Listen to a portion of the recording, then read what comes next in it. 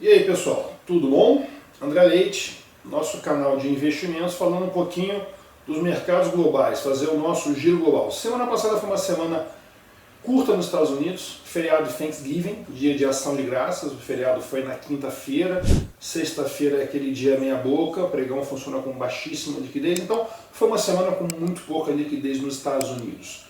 O S&P chegou nos últimos 5 pregões com uma alta de 2%, mas também nada muito relevante, liquidez baixa ainda, sem grandes acontecimentos em relação à economia e política nos Estados Unidos.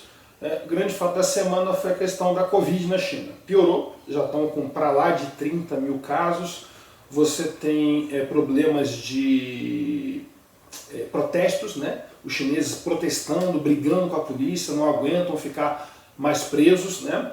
E inclusive aquela cidade, né, onde tem a Foxconn, que é a cidade que produz os produtos da Apple, né, a cidade que o pessoal chama de cidade do iPhone, teve bastante briga entre o pessoal lá que está preso, né, está quarentenado, e a questão da polícia também.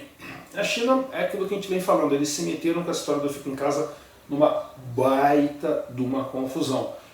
Muita gente dizendo que o ponto que está o vírus agora, né, o ponto que eles estão tendo essa onda, né, que eles chamam de outbreak agora, a gente está chegando muito perto de um limite onde você não consegue voltar mais, onde a onda vai embora e nem você fazendo esses lockdowns você consegue segurar. Pois bem, os mercados reagindo, né, os últimos 5 pregões aí, o ETF chinês caiu por volta de 6%, o petróleo também caiu por volta de 5, 6%, tudo isso mostrando que a China vai enfrentar problemas de crescimento nesse curto prazo.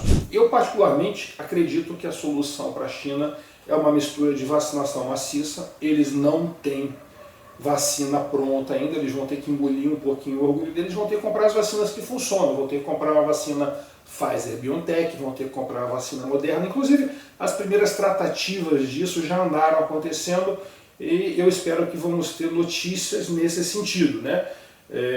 Vai ser um grande pedido, né? A China tem 1,4 bilhão de pessoas, vai ter que vacinar esse pessoal 2, 3, 4 vezes.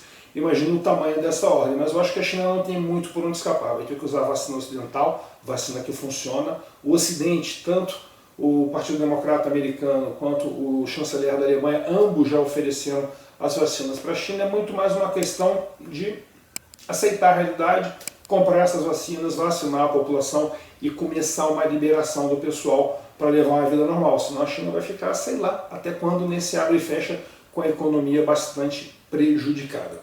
Pois bem, o giro da semana foi bem rápido, aproveitar de falar um pouquinho mais de temas estruturais, né? O pessoal, né, o que a gente chama dos economistas, estrategistas ou sell side lá de fora, falar o termo bonitinho que o mercado gosta, está começando a soltar aí o que eles chamam de Outlook 2023, ou seja, como é que essas pessoas todas estão enxergando e olhando para a economia em 2023 e para os mercados de 2023. Falar um pouquinho sobre como é que a galera, o pessoal está vendo Bolsa Americana para 2023. Primeiro, vai aparecer na tela de vocês aí uma tabelinha, né, que mostra sobre o fluxo do varejo, né, do retail, o varejo americano para as ações americanas no ano de 2022. Como a bolsa está caindo, né, foi um ano ruim de bolsa, um ano ruim de mercado, é de se esperar o quê? Bem, o pessoal deve estar tirando dinheiro de bolsa, né? O retail americano. E muito pelo contrário, não. Você vai ver aí mais de 200 bilhões de dólares foi o fluxo positivo do varejo americano para as ações. Curioso, né? Na quebra desse fluxo foi que você teve uma saída grande dos gestores ativos, né? Que eles chamam de long only, ou seja, o gestor lá que está escolhendo os papéis. Teve uma saída de 300 bi e teve uma entrada de mais de 500 bi no ETF, né, que é a gestão passiva, né, aquela gestão baratinha que apenas replica o índice, seja ele o S&P, seja o Nasdaq, seja o Dow Jones, enfim, o que seja. O pessoal está deixando de pagar mais caro para ter uma gestão ativa, onde o gestor tenta se diferenciar, tenta buscar um plus aí a mais em relação aos índices, e está indo para a gestão barata que apenas replica o índice. Isso é uma coisa, é um movimento já que não foi só esse ano, isso já vem acontecendo há algum tempo, um tempo razoável, e esse ano a gente apenas deu prosseguimento na tendência. Bem, falando um pouquinho de S&P, né, também vai aparecer na tela de vocês Goldman Sachs, casa bacana lá de fora, casa respeitada, soltou o que eles estão trabalhando para o S&P. Eles têm dois cenários. Um cenário é o cenário onde a economia americana vai fazer o soft landing, ou seja, o pouso suave, onde você vai reduzir o crescimento, aliás o crescimento já está em processo de redução, e você também vai conseguir reduzir a inflação sem provocar grandes acidentes. É aquele pouso que você está pousando no Rio de Janeiro, vai pegar aquela praia legal, está pousando no Santos Dumont, o aeroporto mais bonito do mundo, está pousando no Santos Dumont, é aquele pouso bonitinho, suave, você nem sente a roda, tocando na pista. Nesse cenário, o que o pessoal da Goldman está esperando? Está esperando a Bolsa Americana fechando aí o ano de 2023 na faixa dos seus 4.000 e pouquinho pontos. O que é a lógica deles? Nesse cenário, o Banco Central Americano consegue reduzir um pouquinho os juros no final do ano que vem, alguma coisa que vai ser consistente com uma relação preço-lucro perto de 18, e os lucros das ações do S&P, que hoje estão na faixa de 220, 225, vão ficar parados, vão ficar exatamente onde eles estão. Você multiplica esse 18 por 220, você vai chegar perto desses 4.000, que é um bom cenário nesse pouso suave para eles. Agora tem o outro cenário deles, que é o hard landing, né? É o pouso abrupto, o pouso ruim, aquele pouso duro. Está chegando, pegar um aeroporto um pouquinho mais fake do Rio de Janeiro, pegar aqui o aeroporto aqui de Congonhas, dia chuvoso, o piloto não está muito bem, brigou com a esposa em casa, o cara vai pousar, dá aquela cacetada na pista, o avião rabeia, derrapa, todo mundo fica tenso, mas enfim, consegue pousar. Esse pouso duro, né, da economia, o que isso significa? Significa que você vai ter uma contração maior do PIB, você vai ter um desemprego maior, né, para você poder conseguir reduzir a inflação. Nesse cenário, que você também vai precisar de mais juros, né, nos Estados Unidos, você vai precisar de mais juros nos Estados Unidos, ele é mais consistente com uma relação preço-lucro que não é o do 18, naquele pouso bacana no Santos Dumont, é uma relação preço-lucro mais perto de 15. E nesse caso aqui também, com a economia levando esse solavanco, contraindo, você não vai ter 220 de lucro, você vai ter alguma coisa mais perto de 200, uma queda de 10% aí nos earnings do S&P. 15 por 200, estamos falando de 3.000. Então, esses são os ranges que a S&P, que a Goldman Sachs está dando para o S&P. Correu tudo bem, bonitinho, pouso bacana do Santos Dumont, pouso suave, dia de sol, S&P vale 4.000 para eles.